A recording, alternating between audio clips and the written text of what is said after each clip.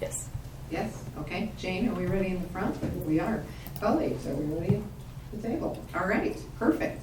All right, we will reconvene this meeting at 10:53 a.m.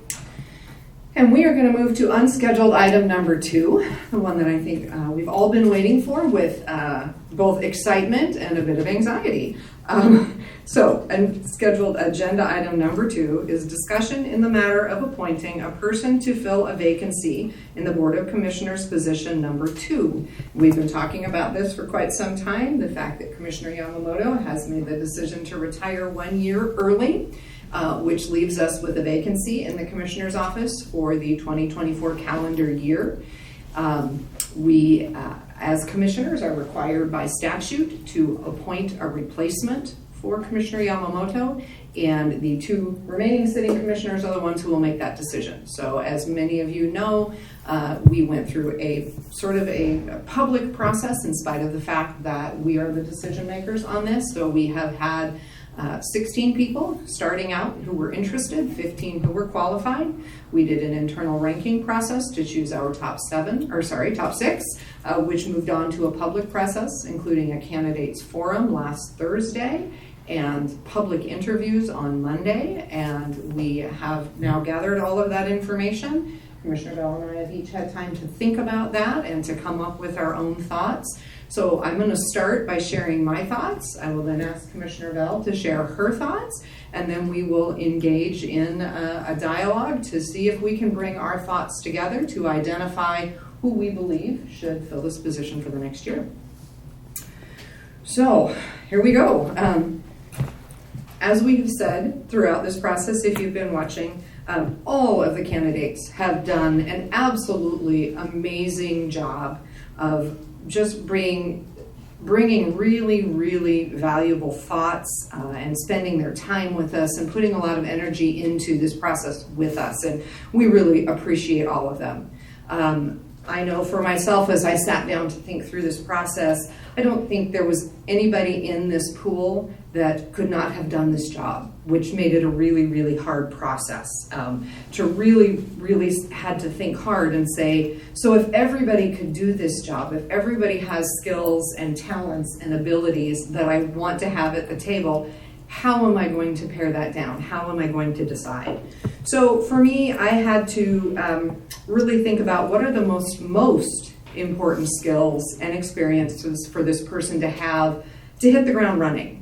This is a 1-year appointment. This is very little lead time, and someone needs to be able to jump in and help Commissioner Bell and I through this next year to really get the work of the county done.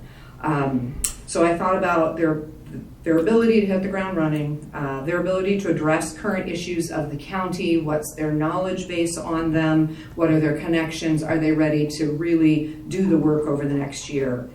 And it was also really important to me to maintain a diversity of thought and representation on this board. I think we have had an amazing diversity of thought in terms of, just to be honest, demographically male, female, Democrat, Republican, liberal, conservative, living in different areas of the county. Lots of things have really led to us having diversity on the board, and it felt to me like that was still an important piece for us to think about in how we put this together. So for me, as I did my sort of thinking and sifting and note-taking and talking to trusted friends, I looked for candidates that I thought had the proven skills. So for me, that was proven skills and experience in local civic engagement. There's a lot of work we have to do that is going to be reaching out to the community, that is engaging on things that are coming up. The bond was one of those things, for example. Senior level management. We are the CEOs of the county, and we are asked to deal with very difficult issues relating to employees, relating to unions, relating to decisions like we made. Do we fund the district attorney's remodel, or do we hold on to that money because we're looking at shortfalls? We have to make very difficult decisions. So having someone that had senior level management for this coming year was important to me. Financial leadership was key. We know that we are looking at a number of things related to the finances of the county, and somebody needs to be able to jump into that with both feet and be ready to work in a financial position. Legislative experience, we are heading into a short session, but we have things that need to be done. We've discussed the fact that we are in conversation with the governor's office related to the HCP. There needed to be experience interacting at that state and federal level, frankly, with the BIOP in front of us as well. So again, looking at what's on our plate today, that was an important piece, right, that there was legislative. A strong knowledge of the issues we're facing in the coming year, that is important. We have things that we have to take care of, and we don't have a lot of time for people to get up to speed. And as I already said, a reflection of who's in our community. That people need to be able to look at the Board of Commissioners, and while none of us may wholly represent any population, hopefully everyone can see a piece of themselves in us that says, I feel like that's my Board of Commissioners. And so that was important to me as we looked at this. So for me, I have 3 candidates that I would like to move forward into the conversation with Commissioner Bell. And those candidates are Jerry Keene, Doug Olson, and Paul Levesque. I feel that these 3 individuals are best suited, again, to hit the ground running and to provide those key things that rose to the top for me of what was most important. I do want to speak to the other 3 candidates as well. I hope that all 3 of those candidates will consider running. In fact, please run. I believe that you are all good candidates, and that at the end of a year of running for office, you will be great candidates. I draw on my own experience of being a candidate. Campaigning requires you to talk to your community, to hear what's important to them, to dig into the issues that arise and learn more deeply about those issues. You learn about the county, you learn about what the county is currently doing, you learn about what the county can do, you learn about what the county should do. You learn who else is working on key issues and how you may want to partner with them going forward, what the right role is for the county and those sorts of key issues. You get to vet your ideas and hone your platform so that you can connect with the voters and really tell them what you stand for and what you're going to do for them. It's really hard work, and yet I think it is the work of preparing to be the best candidate, the best commissioner, the best long-term commissioner.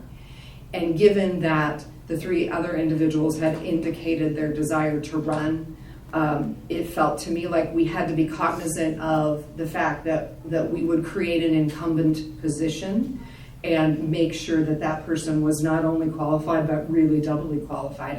And as, again, I looked at the things that I felt were the right qualifications, I felt like those individuals were building those right now, today, through their campaign process. So I do hope they will all run. I know that a couple of them had said, well, if I'm not chosen, I don't know.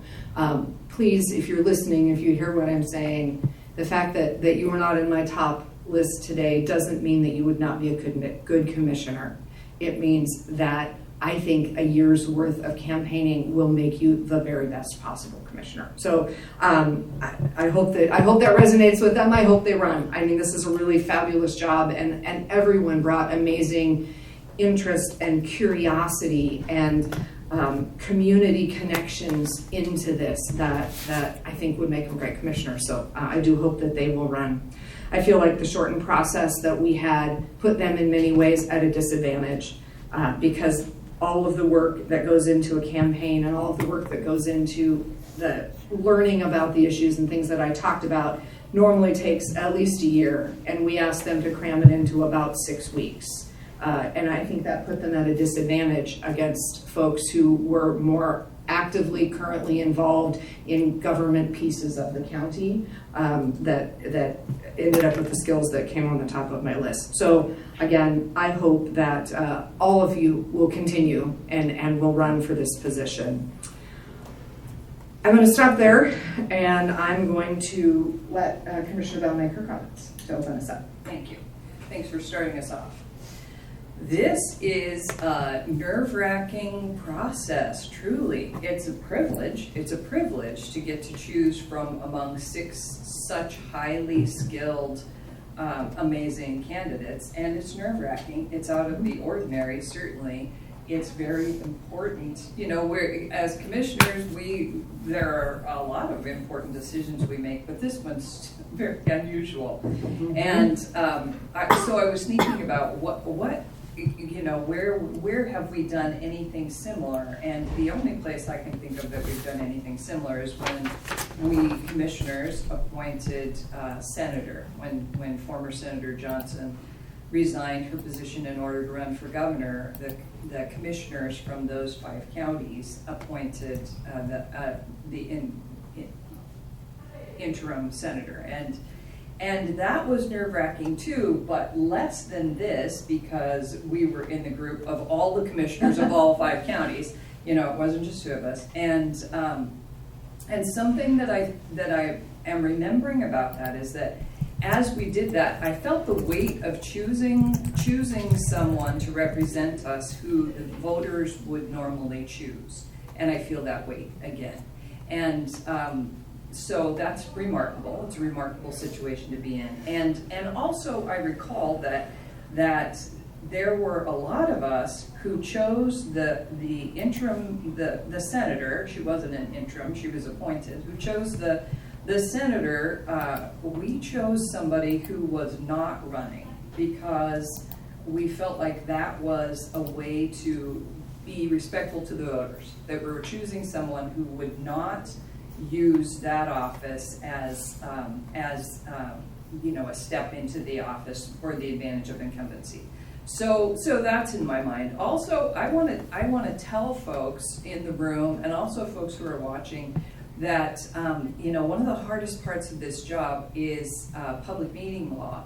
So several people have come to me and said, so you and Aaron have probably already picked, right? We totally have not. Not only have we not already picked, we haven't talked about it. So this is the first I know of her top 3 list. Jane's rolling her eyes, but it's true. It's hard to believe. It's hard to believe that this is how this works, but it really is. We're following the rules, which is that 2 of us are quorum, and so 2 of us cannot discuss anything that we're going to have to deliberate on.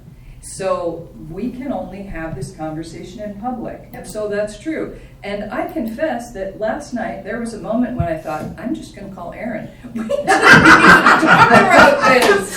I want to have the conversation. What are you thinking? But I didn't, and neither did she. So here we are having this conversation for the first time in public.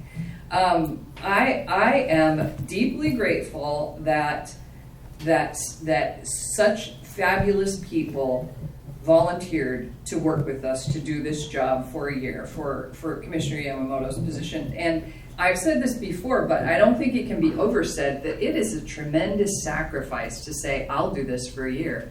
There are people, you know, on our list who are willing to come out of retirement and say, I will do this hard work with you for a year. It's a big deal. It's tremendously generous. And I'm very grateful. It's remarkable. You know, when Dave announced that he was going to retire early, I also confess there was a part of me that thought, who in their right mind would set up to do this? I was worried about who is going to do this. And so, you know, we are blessed. We are blessed with such a great slate. And then I thought about different things, like the different advantages. I thought about all 6 people that we're considering and the different strengths and advantages that they would bring to this job.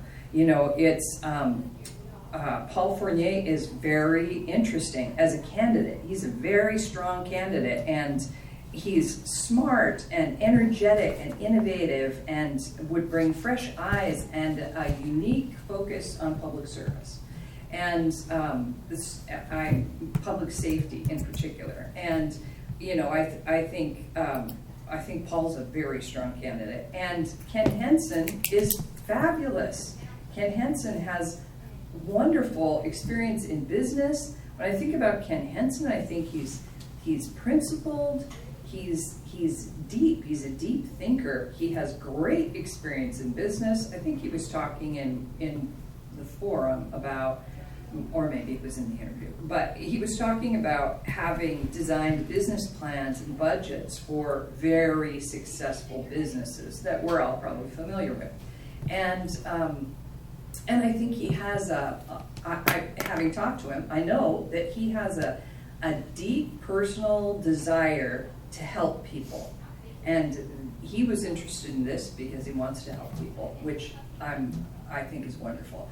He said that he wouldn't run if we didn't appoint him, which really made me sad, because I hope he runs. I hope he runs, because I think he would be a very strong candidate, and I think he'd be a great commissioner.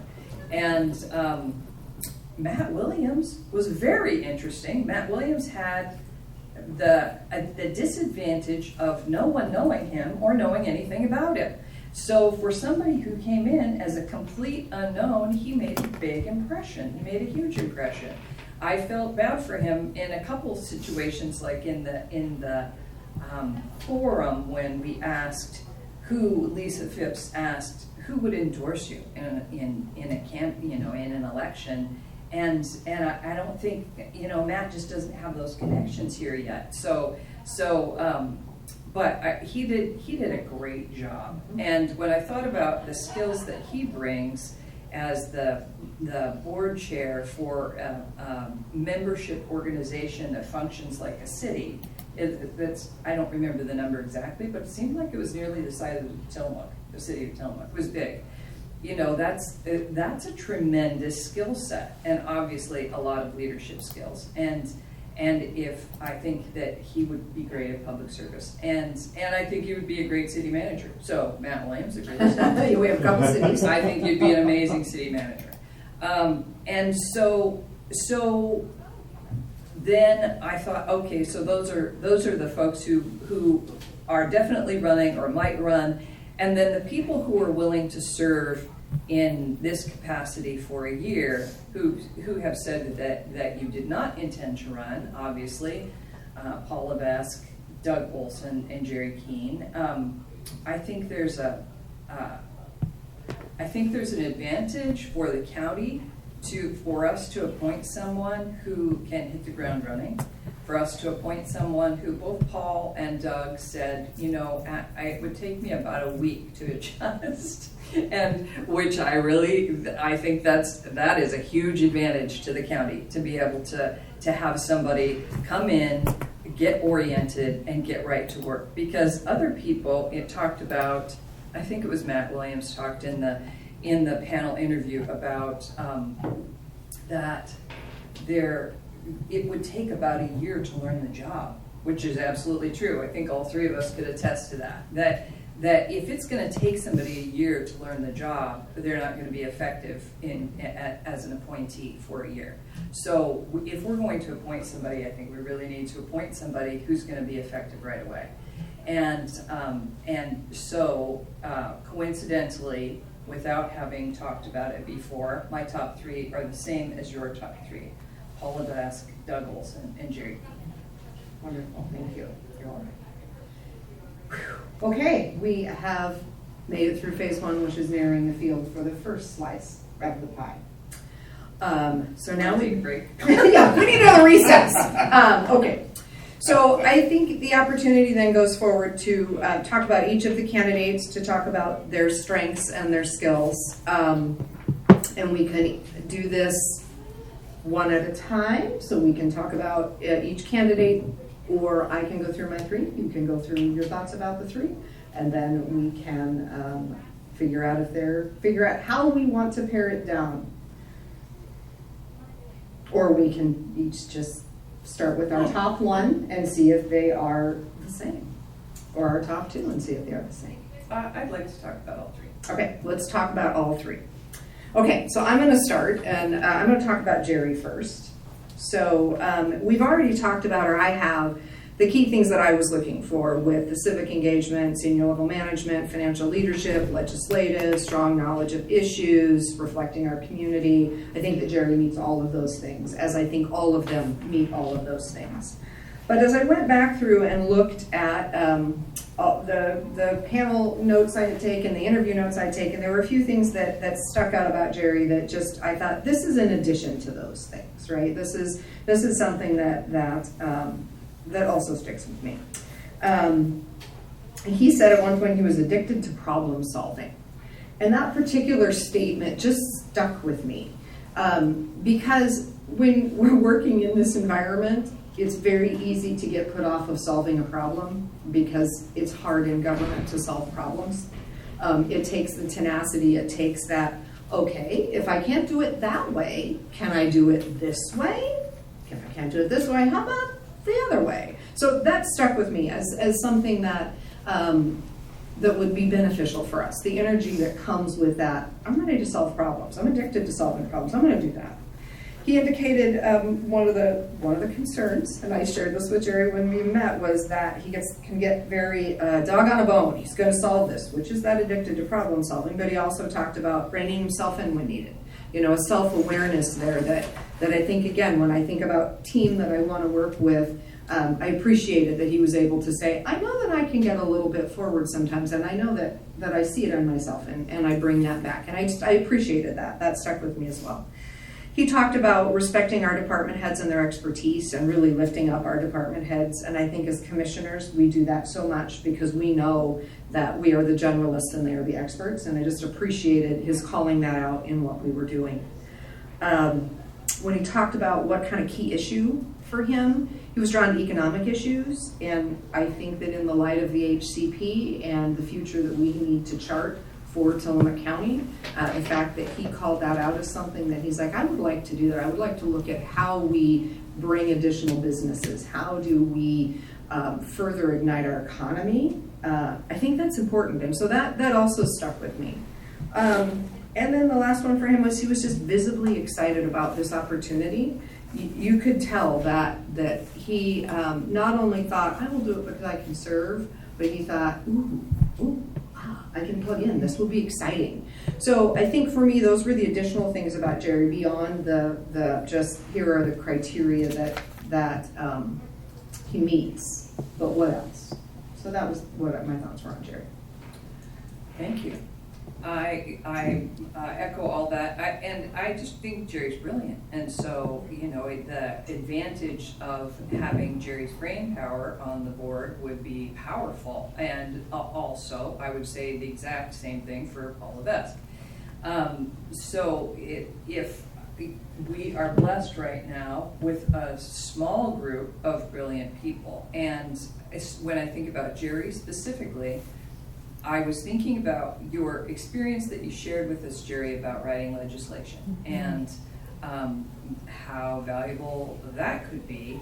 And also, I thought, well, and how exactly will we put that to use in 1 year? So I was thinking, you know, what would Jerry do for us in 1 year? Because it is the short session, I'm sure that there are things that we could that we would do with Jerry's skills in 1 year, but I wish it was a long session, and I wish we had longer than a year to work on it, because I think, you know, I thought, well, maybe Jerry could write some legislation about changing the TLT law. So I think there are definitely powerful things that Jerry could do to work with us in a year, and I also really enjoy and appreciate Jerry's passion for his projects. And I'm thinking about the Oceanside Incorporation effort, which was huge. It was a huge lift, and you did it twice. And you know, it was very impressive to watch that effort. And so I have a ton of respect for Jerry also. Perfect, thank you. And I thought about the Oceanside Incorporation as well. It's just a very current, very active community outreach, as well as his CAC chair role and the outreach and things that have been done with that. So also really good. So yeah, okay, Jerry. All right, so let's talk about Doug. You know, when I thought about Doug, he has so much deep knowledge about the county, about issues in the county. He has some current like-for-like participation. He sits on our budget committee already. He sits on the Tillamook Light Wave already.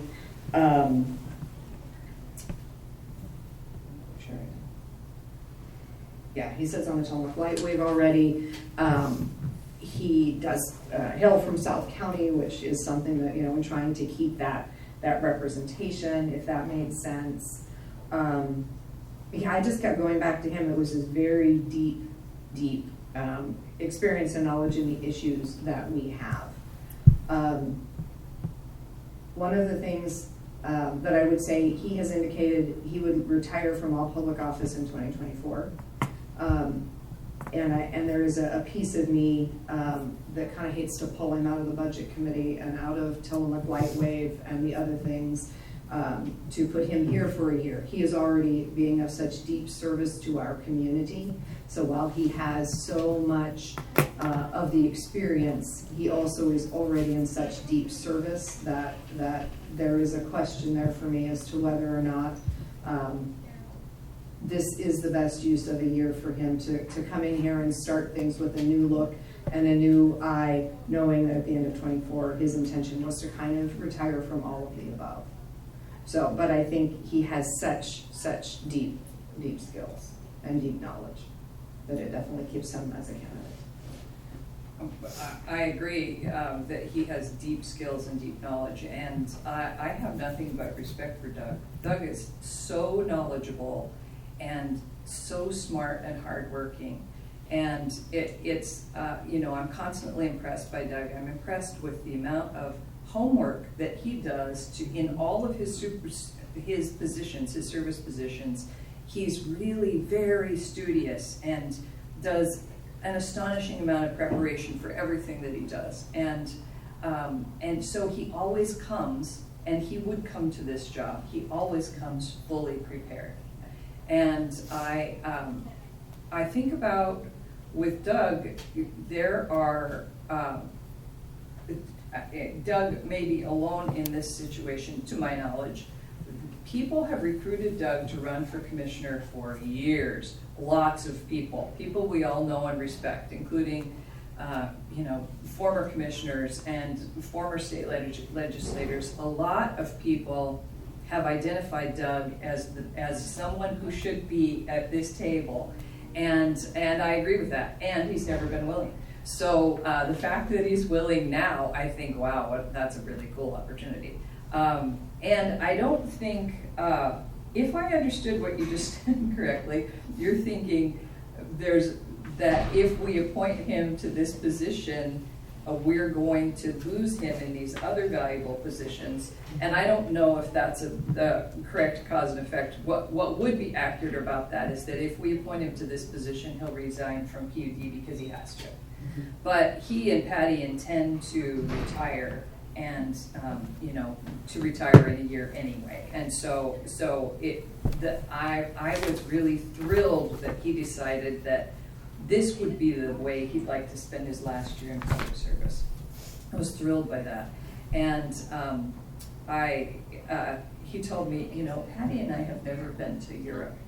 And so they have plans, so they have plans. So I think his intention is to retire regardless. It would be a pleasure to work with Doug, and I think that he said, and I believe that he could hit the ground running, and do the Tillamook Lightwave and the things that he's been working on anyway. And so I think Doug is a very solid candidate, and it's compelling to me that he's from Pacific City, because even though we're not elected to areas or geographic areas, it matters to people. I know it matters to people that Commissioner Yamamoto, they feel like he represents them in South County. It matters to people that they feel like I represent them in North County, even though all of us are everyone's commissioner. People really are attached to the experience of having somebody local, so that matters too. Okay. Oh, that's Sure. okay. So when I was reading through everything that Paul had, also very, very deep experience, lots and lots of knowledge on the issues that are longstanding with the county. No specific agenda that he wanted to pursue. I have a whole list of quotes from Paul that he had during the interview process and the panel process that are going to go on my wall. There are things that are, disagree without being disagreeable. I was like, oh, I need to read that every day. So the wisdom that Paul would bring to this, along with the county experience, would be exceptional. And again, in terms of, hitting the ground running, he's done the legislative work, he's done those things. The other thing that was just of interest to me is he talked about the sale of carbon credits. And I thought, we're going into this timber piece trying to find a solution. And, there's just such a deep history there, as well as new thought. So again, I think you could hit the ground running and knows very much the issues that we're working on. I agree completely. When my first experience getting to know Paul a little bit was when I was with the Headlight Herald, and I talked to him about situations that were going on in the county. And I recall vividly asking Commissioner Lampart, what is Paul's position when I was learning about the county? And Paul said, Paul is the brain trust for Tumwater County. And it stuck with me. Paul is widely acknowledged as the keeper of historical information and a vast amount of information that is remarkable. And I think Paul could, maybe single-handedly, maybe not, be credited with the fact that we won the Lynn County lawsuit. And so Paul's knowledge about timber and the history of timber is extraordinary. Paul's knowledge about the working of the counties is extraordinary. I think we could. It would be amazing to be able to work with Paul. And so I'm. When Paul's application came in, I thought, oh my gosh, we got Paul. I was thrilled. Hadn't even crossed my mind that Paul would come out of retirement to volunteer to help out in this way. And so I think Paul is very strong. I was also interested in the idea about carbon credits.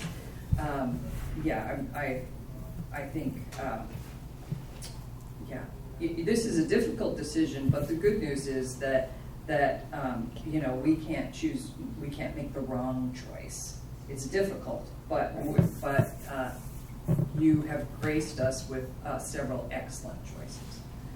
So if I had to narrow them down to my top two, it would be Doug and Paul. If I were narrowing to my top two, it would be Jerry and Doug. We want to talk further. So Doug is the crossover. Right. I'm happy with Doug, and I hope that Paul and Jerry would also be happy with Doug. Doug has been very successful in helping us do things to generate revenue, and that was particularly attractive to me because we could work with Doug on that in the next year and really make some headway on some revenue generating ideas, which is near the top of everybody's list of things that need to be done. And I agree, he has the bond issue, he did the TLT, so it would be, possible for him to work toward the radio bond. For me, one of the other pieces I think is that when I looked at, again, his retirement from all things at the end of the year, I guess for me is a little bit unsettling because I think that we're going to have to continue to work through these issues, and he's going to have some momentum going with things that I think for me one of the Jerry pieces was that potential that he's going to keep working toward things, that if we had a bond thing going on, that Jerry would probably stay with such a thing and carry it through as a volunteer or a leader in the community. I'm a little concerned that that's really Doug and Patty's chance to go do their swan song. So that concerns me a little bit, just about this really being a fill-in for a year, and are we going to have sort of a hard stop that requires a gap and a restart on some things when we get somebody who's elected. So that and then pulling him out of things and having to adds to our challenge of the budget committee. So right now we have one budget committee member vacant. Now we're gonna have 2 budget committee members vacant if we slide Doug over to the county commissioner position. So again, I think I'm a little concerned that we create a little bit more challenge for ourselves in a bigger picture with that. I appreciate that thinking, and I think that, knowing Doug, I think that he is tenacious. I think if he was in the middle of a project, he's not gonna set it down. I think he would continue with it as a volunteer or in whatever capacity we ask him to. I think we're in a strange situation because if what we're looking for is continuity, we should be choosing someone who's running so that we would have the continuity of an incumbency. So I don't think that's what we've said we're looking for. I think if we're choosing somebody who's willing to just be appointed for a year, we're naturally gonna have a transition. And I would be happy with Doug in that transition. If we both agree on Doug, then I think that's a good decision. Okay, then I think we are there. Thank you so much. Yes, thank you very much. Okay, so I think then at this point,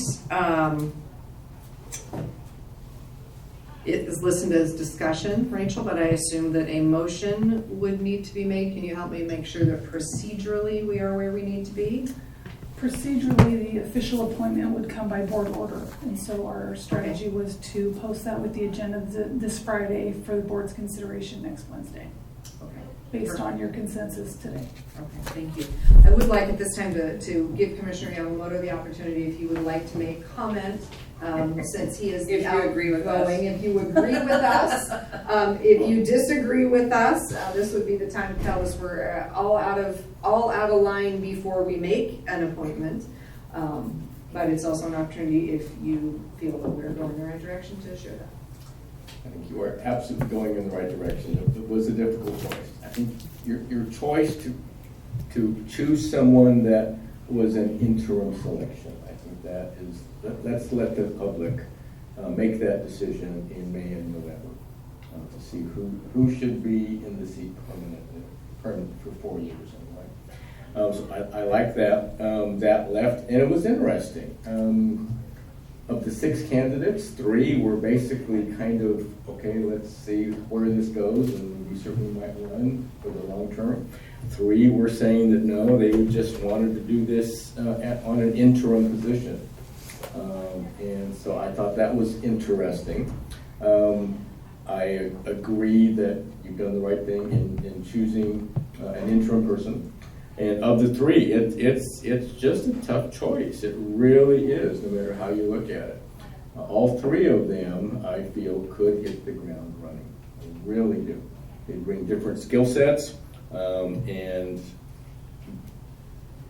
you 2 were responsible for the choice. And the way you just did this, choosing your top 3 first of all, and you both said that yes, we wanted to choose someone that was going to do an interim position, and then going down, having a conversation with them. You both agree that Doug was on both of your lists, and so I think that is the way to go. I think it's a wise choice, and I'll do everything I can to bring Doug up to speed. As far as he brings me up to speed on lots of things, but I'll bring him up to speed on forestry issues and BIOP issues and broadband issues, although he knows it all very well, all the things that I've been working on. So no, I think you've done a great job here today. For those of you in the room, Jeremy and Paul, there is no disgrace here at all. You both performed admirably, and you both would be able to step in and just do this job. You really would. So you can't feel bad about this decision. You can't. And I'm hoping you give further consideration to a possible run in the future. Honestly, I think both of you would do a terrific job. I really do. So thank you for what you did. I know it was a very, very difficult position to be in. Doing this publicly, in a public forum like this, it's very difficult. But you both did admirable work and came to a consensus, and I am in full support. Perfect. Well, another quote from Paul that says that, if I find it really quick, it was about deliberation. Deliberation is the key to good decision making. So that is another one that will go on my wall, and it probably belongs on the wall in here. So thank you for the wisdom, and I think the wisdom has guided us today. Okay, so we are then directing staff to come up with the board order, which we will take into consideration on Friday. You said post it on Friday so we can take it next week. Okay, perfect. I am going to ask if there are any board concerns before we adjourn into our executive session today, just because we are going to keep this meeting going because we have 2 executive sessions yet to follow. So, and we will take a brief recess before the executive session.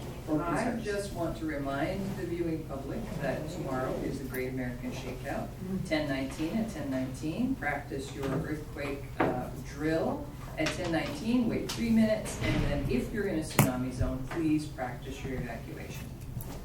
Okay, thank you. Commissioner? So where do we go if we're in the courthouse? Outside. Just outside? Outside. Okay. Pretend it's a fire We're drill, not, right? we're not, Okay. yeah, All right. we're not. Pretend it's a fire drill, Okay. okay? So, but that's also pretending that this building's not gonna come crashing down. Well, yes. Or that there's at least a way to Under the crawl desk. out of the rubble. Okay, so I am gonna go ahead and do board announcements. The board briefing scheduled for Wednesday, October 18th, 2023 at 2 p.m. is canceled. The commissioners will attend a Tillamook Lightwave meeting on Tuesday, October 24th, 2023 at 9:30 a.m. The teleconference number is 1-253-215-8782. Conference ID 899-5732-9678 #. So with one more thank you to everyone who participated with the candidates. We can't thank you enough. With that, we will recess this meeting at 11:35 a.m.